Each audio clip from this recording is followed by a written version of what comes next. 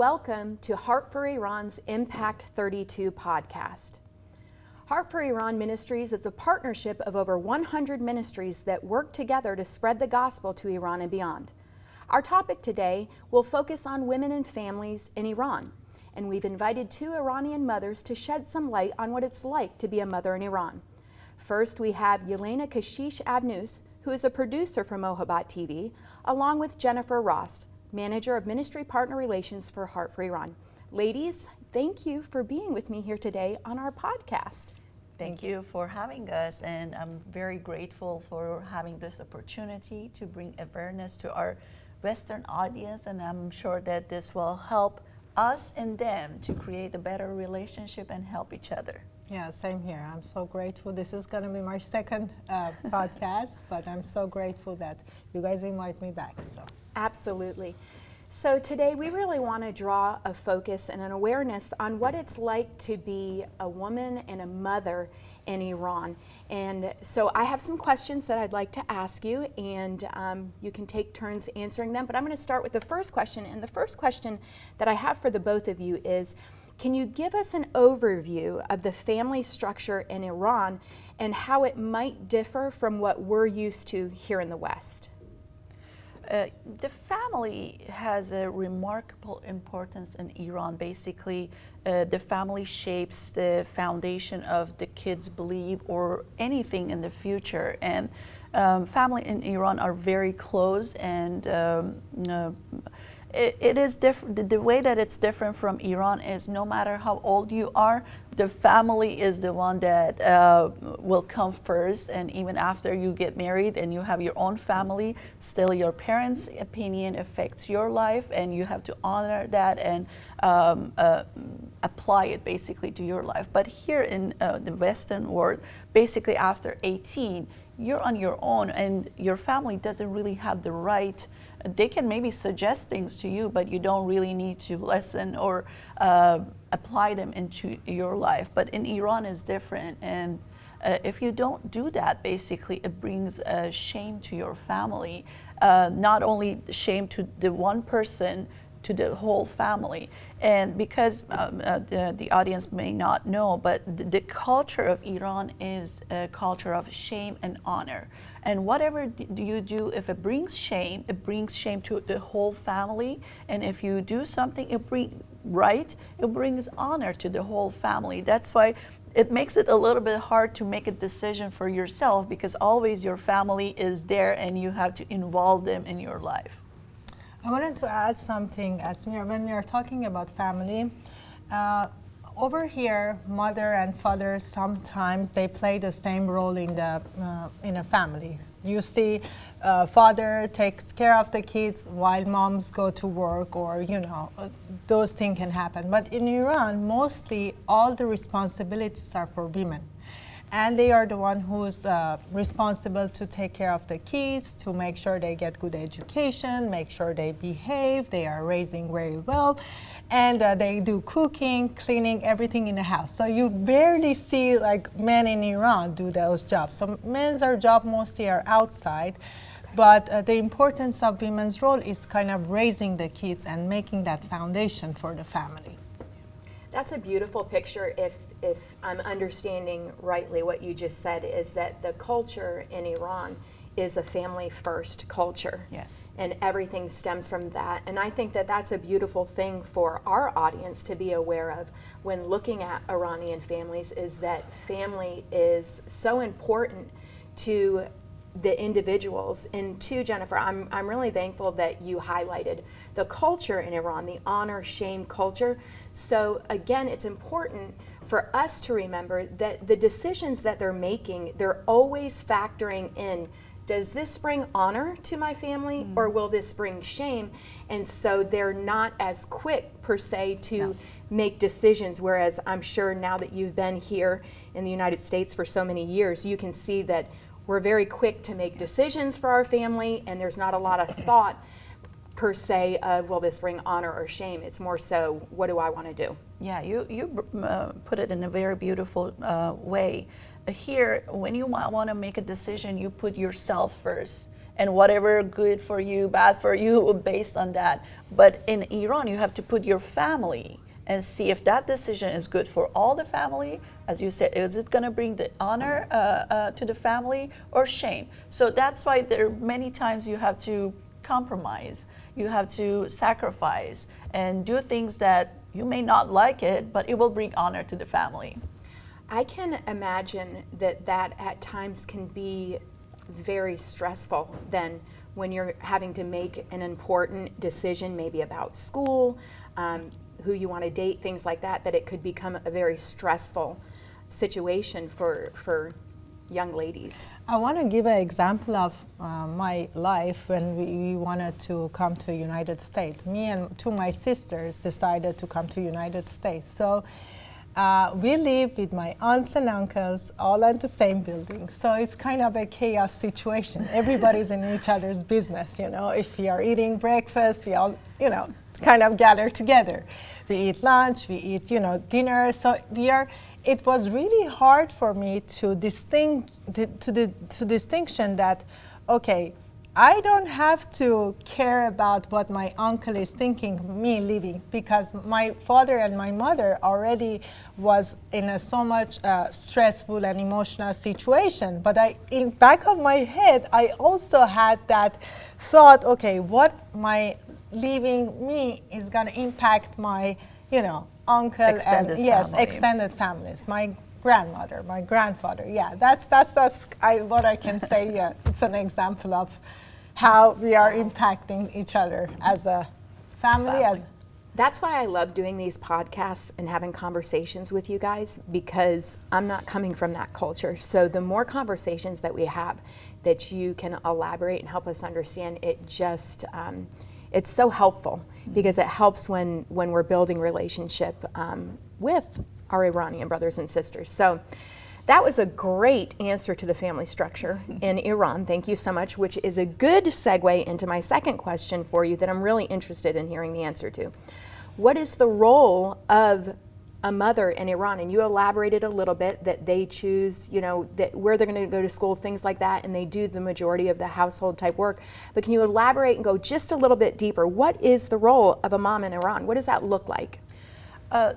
The role of mother, no matter in what culture you are, it's a very important and key role in the family. But what's different in different culture like Iran, it's how it's being valued. I'm going to give you an example from my personal life.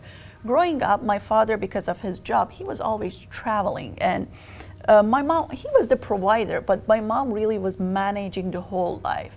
My father never came to my school, or I don't think even if right now if you ask him how to pay a bill, I don't think he knows how to do that. Wow. My mother was taking care of everything. But the way that society wanted us to believe is my father is doing more important things than my mom. Unfortunately, the role of a woman, either if as a mom in a family, as a nurse in the hospital, as a teacher in a school, is being less valued than what a man can do in a partner relationship or in the same role. And that's now that I'm a mother, now I can see that how much my mom was doing it. And then when we would go back and school wanted us to make a decision for me, that was my father that had to give the right or permission for me to do something or not do. My mom did not have the right, even though she was the one taking care of everything. But my father's say had the weight, not my mom. And you know, it's interesting because in a previous podcast that we did with Mike and Myra, she actually drew attention to that, and I didn't know that, where she said that the father has the right to control most, if not all, aspects of their children's life choices as far as school and things like that. And what I'm hearing you say is that the moms are the ones that are behind the scenes doing all of the work, Yes. but at the end of the day, what dad says is what happens. Exactly. I'm not disvaluing what fathers, what dads Sure. are doing in Iran. What I'm trying to say is what women are doing are not being as valued, Okay. are not being seen as important, even though they're doing a lot. I always say mothers are heroes, but mothers in Iran, because of the culture, are superheroes because they have really to do so much to show their value, to show their existence, to make others see what they're doing. I also want to add, if the situation as a family goes on, very good. So we know that the father has the saying. But also, if the, for example, if something happens to the family and they decided to get a divorce, also all the rights goes to the dad. So kids not automatically go to the mother. Here, we know that mother has the right to choose to take care of the kids. And, father still needs to support that family, even though he's not in their life completely, but father still needs to support them. But in Iran, it's completely different. First is the man whose decision is to take care of the kids. And then if they decide, okay, no, mom is ready and capable of taking care of the kids, that's what's going to happen. And I also want to say, as our audience is the Western world, and they know that women's value and right has not been respected for decades. So we know that it's been a couple of years that women's rights have been recognized and valued in also Western societies. So my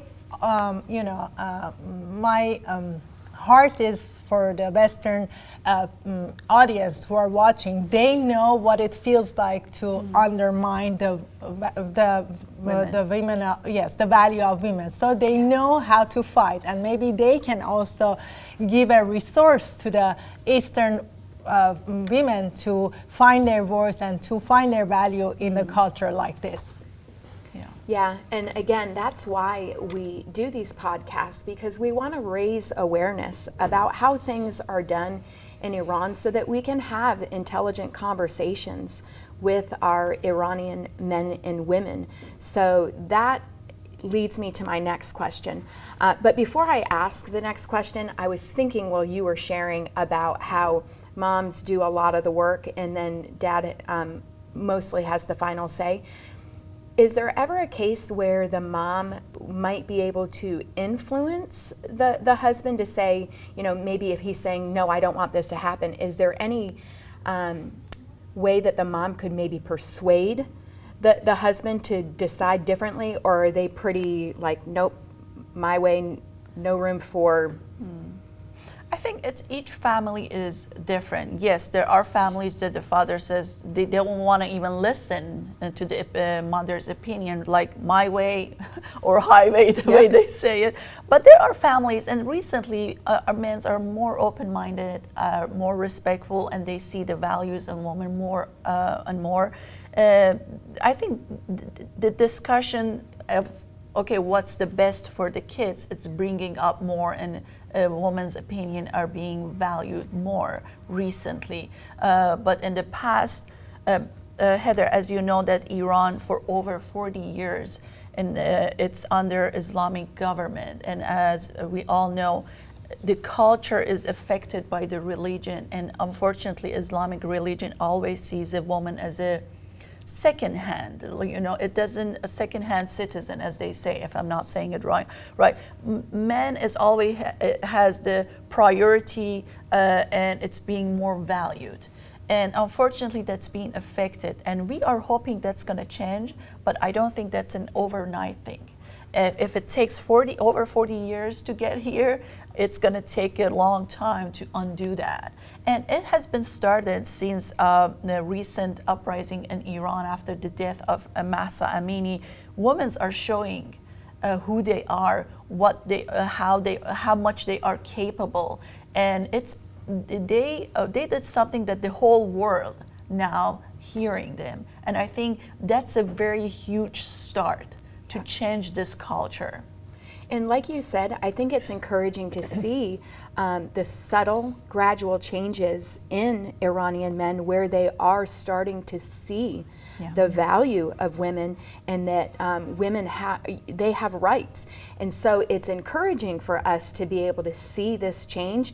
And it's also an important reminder for us in the West to remember how powerful our prayers are, where we're praying that, you know, women would be protected, that women would find their voice, and that they would see their value and their worth. So even though we see 40 years of extreme persecution from the regime, we're also starting to see some positive changes for women in Iran.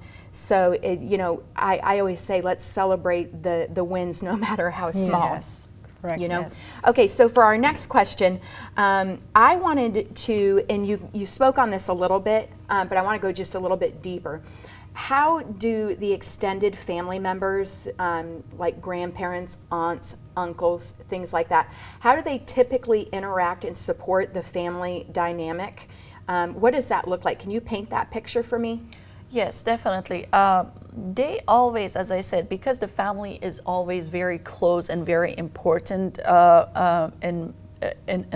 Iran, no matter, as I said, if you get married, if you have your own life still, your parents, your grandparents, your aunt, uncle, they have opinion. You have to at least consider their opinion in your life moving forward. It's not like, okay, I'm done. I have my own family. It's my husband and I and kids, and nobody else has the right to get involved. As I said, if you do that, it's going to bring the shame to you. It's going to really destroy the relationship, and you always have to have that honor mind in your head when you're doing something, saying something.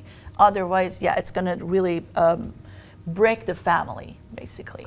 I think it's mostly about just the honor and shame, rather just being practical in their life. Like I see as an example here, you see grandparents taking care of the grandkids. Like if mom and dad, they both are working, if the grandparents are available, they always take care of the kids. But over there, I barely can see that they step in as to be practical and do something, you know, okay, I take care of your kid, you can go work, or I take care of this matter. They are more of giving opinions. Like, I think Iranians, they do like to always just talk, rather give just orders. And so many times, it even like for the families of Eastern families, they move in Iran, it is hard to still find that balance that we are now in a Western country, now we are finding our voice. If we are coming with our mother and father, we are getting married, they are still in the back of our head, we know that they are still involved with us. That's beautiful. I have one last question that I want to ask you, and it says, in what ways do Iranian women empower themselves and their families to create a supportive and a nurturing environment? But I'd like to put a little spin on that, because I think coming from 40 years of oppressive ruling, maybe they don't have the knowledge and the tools to know how to empower themselves. So if you were speaking to these women, what words of encouragement could you give them to help them feel empowered to be a great wife and mom, you know, in an Iranian culture? Yeah, I think in the past I've said it in one of the programs. One of the reason of this recent uprising is women want to find their identity, and unfortunately, women in Iran are so blended that they don't know who they are. They don't know their power. They don't know their identity. And I think what we need to do is to tell, you have value. You have the same value. You have identity. You have to find yourself in this chaos, you know, to even better, to be a better mother or wife for the family. We have to help them to find their identity, and then identity in the Christ. Yeah, and I think that will empower them to stand for themselves and bring the power of true prayer. If they start praying, I think we all know that things change. When you pray, things change. And I think this will bring a great change in the family and in the instruction of the family in Iran. Okay. Also, we know that social media has a big impact on today's life. People reach out through the social media no matter where they are. So if we are, as a woman, we are just saying that we understand you. Sometimes you don't have to be in the same situation. Sometimes just knowing that someone understands you, that you have been through some challenges, being through some difficult situation, that helps you to know that people are seeing you, people are valuing you just the way you are, no matter what. I have neighbors, and they always first, when I told them that I'm from Middle East, I knew that there might be a little bit challenges about knowing my background, but seeing them just accepting me as who I am and actually valuing that even though I'm from Middle Eastern country, I know a lot of things. I know 3 languages right now. That I speak English, Farsi, Armenian, and I know how to, cook, how to raise a family, how I value my family. And I saw that they are understanding me as who I am.